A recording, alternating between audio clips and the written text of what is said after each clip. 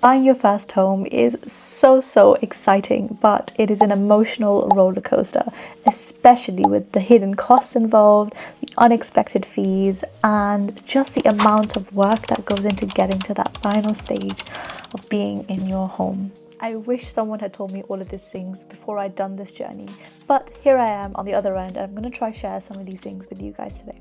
Hi, I'm Ash. I'm 27, living and working in Oxford, and me and my husband bought our first home at 25, and I really want to try and share as many tips and honest pieces of my journey as I can to maybe help one or two of you out there.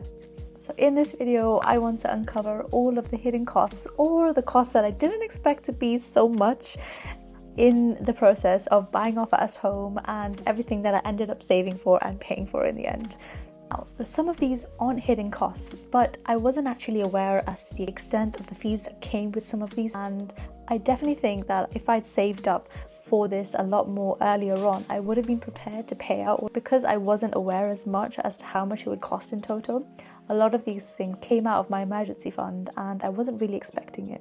First up is your solicitor fees, and I was under the assumption, simply because talking to a lot of my older relatives, fees back 10 to 15 years ago were not the prices that they are today. So nowadays you can expect fees from nearly as much as £1.5k to around £4,000 for your solicitor.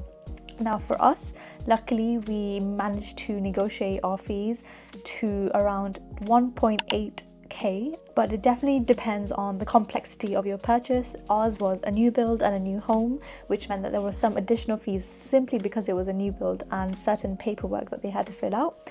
Secondly, we also used a lifetime ISA, which meant that they had to do an additional process to get the funds from Moneybox, which is where our lifetime ISA was in. But thirdly, you also have an option to choose between a firm or a single solicitor that's independently working, and a lot of the time a single solicitor that's independently working might actually work out more expensive, but the time and effort and dedication that they can put into you moving into a new home and the processes that go along with it are a lot better than going with a firm, simply because a lot of the time firms are inundated with so many different processes and people that are trying to complete that they don't end up putting a lot of attention into your completion. And so most of the time you are just there spent chasing them, emailing them, phoning them. And this is something that we had to face and eventually had to change our solicitor. Luckily, we hadn't paid our fees up front, otherwise we would not have secured the dates that we were given to get to this completion. The second one is stamp duty. So in the UK, first-time buyers tend to get tax relief when buying their properties, and when we bought our property, we luckily got tax relief for any value of a home under £425,000, which meant you had to pay 0% on stamp duty. But the government has changed the rules, and from April this year, stamp duty will now be 5% above £300,000, and it's only tax-free under the £300,000, which means that a lot of people buying their new home may have to end up saving another maybe £5,000 to £10,000 just to pay stamp duty, which I definitely don't agree with, because buying a home is expensive in the first place. There are so many fees along with it, but it's definitely something that you might have to save for additionally as well as your deposit. Now, the second fee is a surveying cost, and this definitely differs as to if your property is older or if it's newer.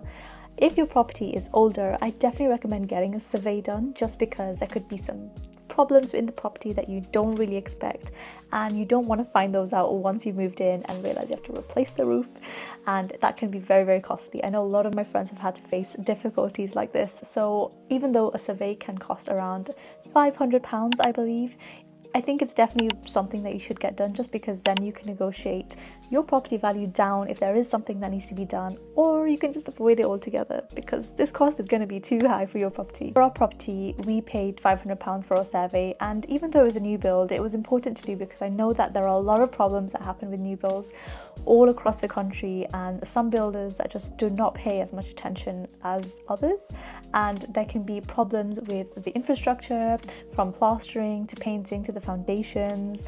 A lot of things that you might not see that could be wrong then cause further problems down the future. A lot of people end up experiencing mold because of certain leaking issues, and they could be in the roof, and so there's so many things that you might not actually be able to see. Even though everything in the outside looks perfect, there are hidden things that a lot of people end up finding and having problems with later down the line. So definitely worth the £500.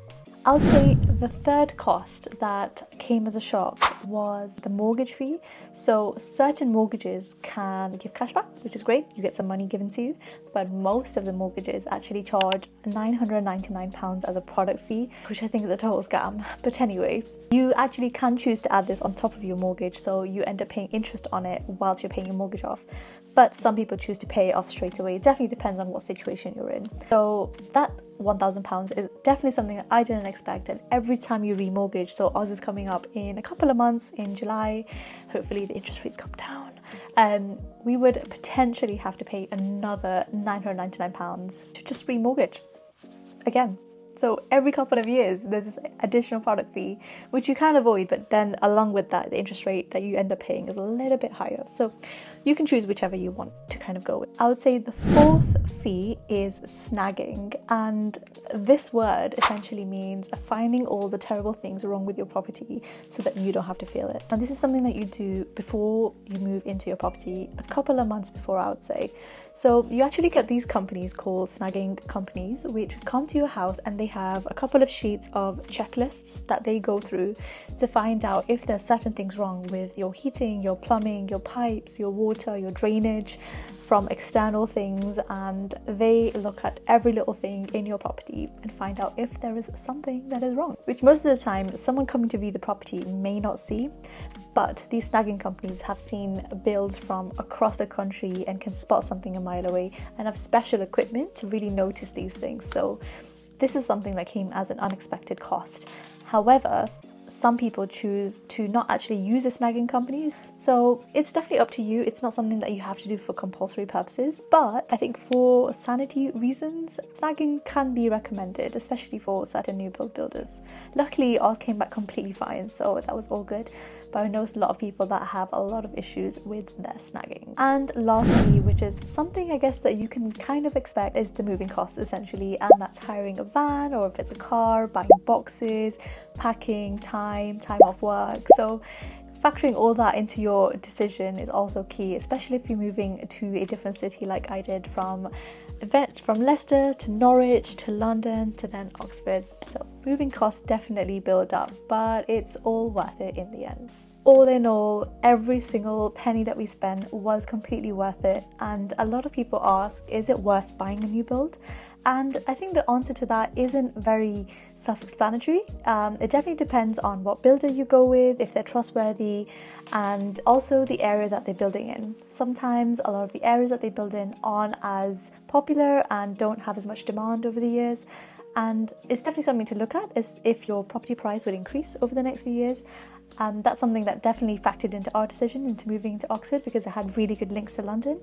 But also, I think it was really nice to start from scratch and not have to spend a lot of money on doing the place up and you having to have that extra cash just to rip walls out, rip roofs out. So I think for us, it was definitely a good decision as to where we were when we were 25, as the deposit was quite a hefty amount in the first place. I think another 50 just to spend on renovations was a little bit too much at that time, and we wanted to have some just to also enjoy our life too. But those were our hidden / not known costs when buying our first home. I hope that helped, and if you have any questions, just please reach out, and best of luck if you're in the process of buying one. See you in the next video. Bye.